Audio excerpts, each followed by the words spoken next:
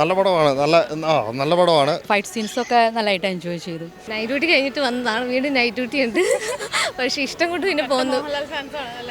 Surprising factor പറയുന്നില്ല, അതെല്ലാവരും തിയേറ്ററിൽ പോയി കാണും. അടിപൊളി പൊളി പടം. അടിപൊളി സൂപ്പർ പടമായിരുന്നു. എല്ലാവരും എൻജോയ് ചെയ്തു. അടിപൊളി. നമസ്കാരം. ലോകം എമ്പാടുമുള്ള മലയാളികളും മലയാള സിനിമാ സ്നേഹികളും മോഹൻലാൽ ഫാൻസും ഇന്ന് എമ്പുരാൻ്റെ റിലീസിന് വേണ്ടി തയ്യാറെടുത്ത് ഉറ്റുനോക്കിക്കൊണ്ടിരിക്കുകയാണ്. ന്യൂസിലാൻഡിലെ മലയാളികളും മോഹൻലാൽ ഫാൻസും അതുപോലെ മലയാള സിനിമ ഇഷ്ടപ്പെടുന്ന എല്ലാവരും ഇന്ന് നമ്മൾ അവരുടെ വിശേഷങ്ങളിലേക്കാണ് പോകുന്നത്. ആദ്യമായിട്ട് മോഹൻലാൽ ഫാൻസ് ഒരുക്കുന്ന ആഘോഷങ്ങൾ എന്തൊക്കെയാണെന്ന് നമുക്ക് നോക്കാം. ലോകമെമ്പാടുമുള്ള മോഹൻലാൽ ഫാൻസ് വളരെയധികം കാത്തിരിക്കുന്ന ഒരു ദിവസമാണ് ഇന്ന്. എമ്പുരാൻ്റെ റിലീസാണ്. ന്യൂസിലാൻഡിലെ മോഹൻലാലിൻ്റെ ഫാൻസിന് എന്താണ് പറയാനുള്ളത്? എല്ലാവരെ പോലെ ഞങ്ങളും എക്സൈറ്റഡ് ആണ്.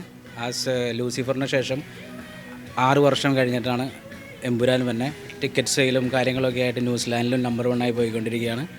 അപ്പോൾ ഇനി ഏകദേശം ഹാഫ് ആൻ അവറിനുള്ളിൽ പടം സ്റ്റാർട്ട് ചെയ്യും. So we are so excited. എന്താണ് പ്രതീക്ഷകൾ എമ്പുരാനിൽ നിന്ന്?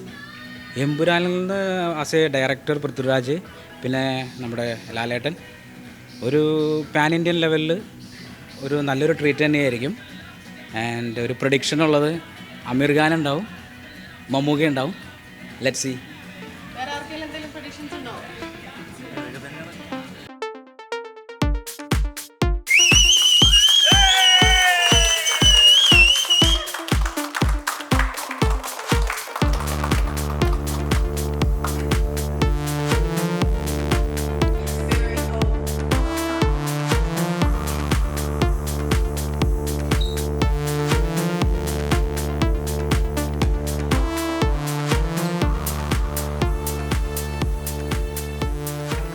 എന്താണ് പടത്തിന്റെ റിവ്യൂ? ഏറ്റവും നമ്മൾ മലയാളികൾ കാത്തിരുന്ന, മോഹൻലാൽ ഫാൻസ് കാത്തിരുന്ന എമ്പുരാൻ 2 എന്താണ് റിവ്യൂ? എനിക്ക് പടം പെട്ടെന്ന് തീർന്ന പോലെ തോന്നി. അവസാനം ക്ലൈമാക്സ് മറ്റേ ലൂസിഫർ ആണെങ്കിൽ മറ്റേ നമ്മൾ അവസാനം ഒരു ഇതെല്ലാം കഴിഞ്ഞിട്ട് പിന്നെ ആ റഷ്യയിലെ സീനെല്ലാം കഴിഞ്ഞിട്ട് അങ്ങനെയല്ല തീർന്നത്. ഇത് പെട്ടെന്ന് ഒരു തീർന്ന പോലെ ഒരു ഫീൽ തോന്നി, വേറെ ഒന്നും തോന്നിയില്ല. ബാക്കി പടമൊക്കെയാണ്, എനിക്ക് ഇഷ്ടപ്പെട്ടു.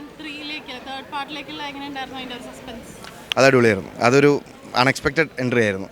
പിന്നെ മേക്കിംഗ് വൈസ് സൂപ്പറായിരുന്നു. ഐ മീൻ ക്യാമറ പരിപാടി എല്ലാം, ഈവൻ മ്യൂസിക്, ഡയറക്ഷൻ അടിപൊളി.